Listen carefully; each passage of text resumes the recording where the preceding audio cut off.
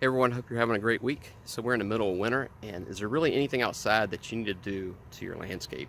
Everything's pretty much dormant right now. Nothing's growing, it's not active, but there's certain trees and shrubs that need to be addressed.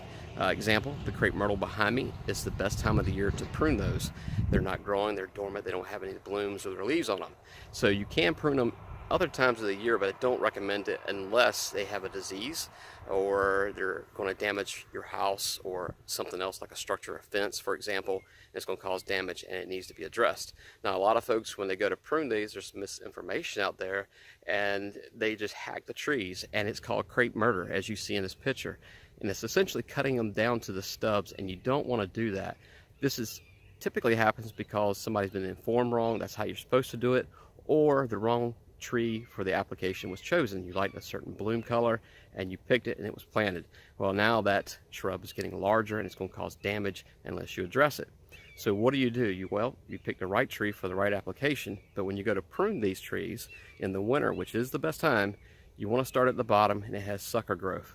You want to cut these sucker growths off the bottom of the tree. Now you can do that any other time of the year with the sucker growth. That's one thing you can do. Other parts you would remove are up in the canopy, diseased branches, branches that are rubbing together that are going to cause more issues down the road. You want to remove those so those branches aren't crossing. And as you're going up these branches, there's these twigs that are growing off. Now you can remove those as well. And then at the top, you just want to remove the first 12 inches from last year's blooms.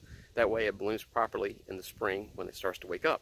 Now, this is going to be a whole lot more better for the tree. It's going to allow it to breathe. It's going to give it a better shape, more of a vase shape. It's going to look like a bouquet of flowers coming out of the top, and that's what you want. So make sure first, before you plant any, that you had the right tree for the right application.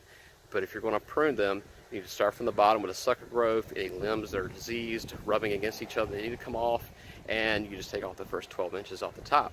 So I hope that information helps. If you have any questions, let us know. Be glad to help you out. Y'all have a good day.